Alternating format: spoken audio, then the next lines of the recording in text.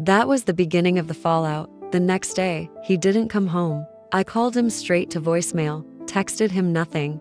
I even called his sister, who lived in Maple Grove. She said she hadn't heard from him but didn't sound surprised. That told me more than anything. He had told her, or at least, enough. The silence was worse than yelling. I wanted him to scream at me. To call me names. To tell me what I did ruin everything. But he didn't give me that. He gave me nothing. That's when the shame started to hit. And the fear. By the second day, I drove to the mill, waited outside in the parking lot until his shift ended, but he never came out. That's when it clicked. He had taken time off. He was serious. That weekend, I started getting weird messages. Anonymous accounts DM'd me on Instagram. One said, "Hope Miles was worth it." Another just sent a screenshot of my own face from a selfie I posted months ago with the word cheater over it in red text. I froze. My stomach twisted. I didn't know who was doing it, but it had to be Jace. Or someone he told. Then on Monday, I got the email. It was from my manager.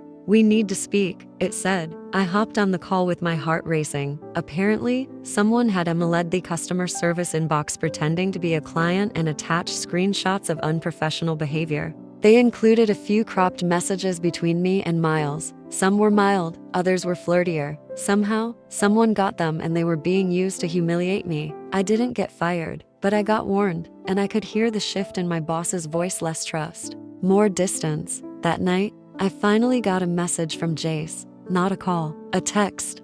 "Don't worry, I'm not going to destroy your life. You'll do that all by yourself. I'm just getting out of the way." That cut deeper than yelling ever could. But he wasn't entirely getting out of the way, because the next twist hit me hard. Miles, he stopped answering my calls too. The guy who once stayed up talking to me until 3 a.m., who said he cared, who told me I deserved to be seen, he vanished. Just like that. Blocked me on everything, like I was nothing more than someone else's mess that spilled over into his life. I was alone. Jace was gone. Miles ghosted. I was left trying to pretend to live a normal life while waiting for the next blow to land, and it did. Jace's sister texted me out of nowhere. Just one message. "You should know he's not living alone anymore." No context. No explanation. That's when I realized Jace was already moving on, or pretending to, and suddenly, everything I threw away started hitting me all at once. After I got that message from his sister, I couldn't sit still. My mind ran wild. With images, him with someone new, laughing, sleeping next to someone else, rebuilding his life while mine was falling apart. I called her. She didn't answer. I texted. "What do you mean?" "Nothing." The silence burned worse than any answer. So I drove. I know how that sounds, desperate, pathetic, but I couldn't take it anymore. I drove to Maple Grove that same night. I knew he might be staying with her. She always had space, and they were close. When I pulled up, her car was in the driveway. His wasn't. I sat in my car across the street for over an hour. Then another car pulled in, a black sedan. I didn't recognize it. A woman got out, mid-30s. Dark hair, wearing one of Jace's old hoodies. That hoodie, the one I got him 2 Christmases ago. I watched her walk into his sister's house like she belonged there. My heart felt like it stopped. The next morning, I got another message, this time from a number I didn't recognize. "Maybe you should have appreciated him when you had him." Attached was a photo, grainy but clear enough. Jace, standing next to that same woman at a coffee shop, smiling.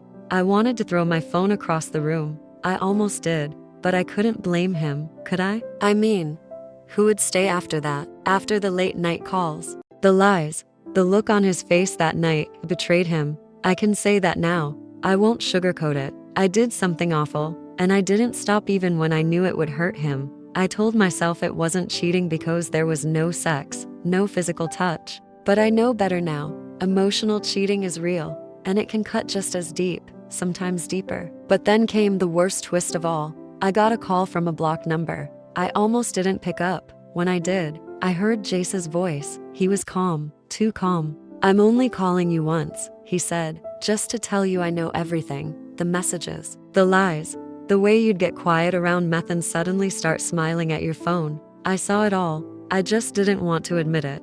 I tried to say something, but he cut me off. "I'm not calling to fight," he said. "I just want you to understand what you did. You broke something in me, not just trust, not just love. You made me feel like I wasn't enough, like I was invisible in my own home.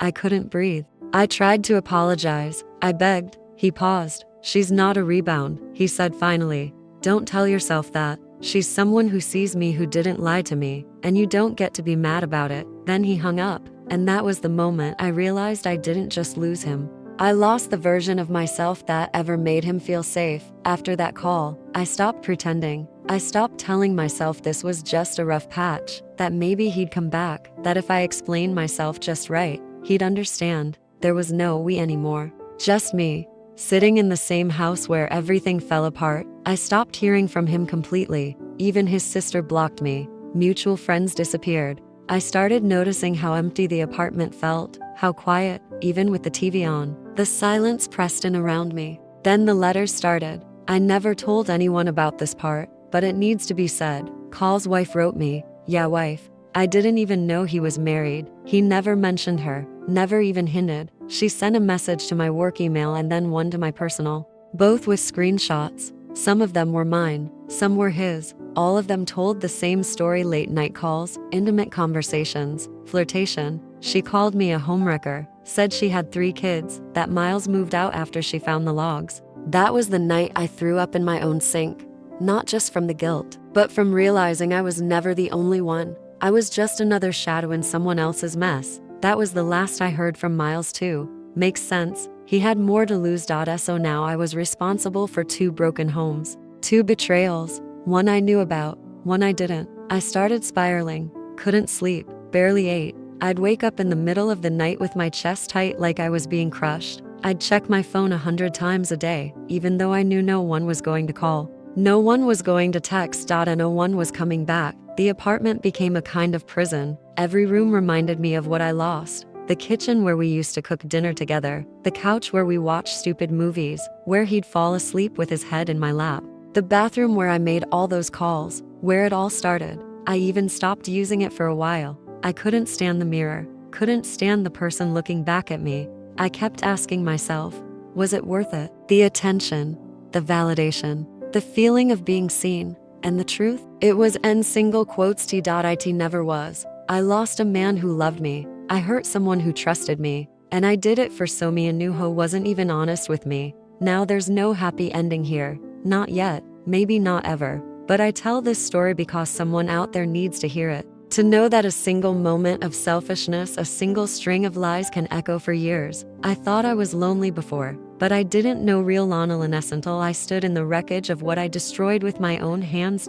So if you've got someone who loves you, really loves you, don't make them feel invisible. Don't go looking for attention in dark corners, because eventually the truth always finds the light, and when it does, it burns. Was going to text me. I ended up in urgent care twice in 1 month. Once for panic attacks, the second time for dehydration. My mom had to drive in from Fargo to help me for a few days. She didn't say much, just kept looking at me like she didn't know who I was anymore. I raised you better than this, she finally said one night. That's all she said. And it was enough.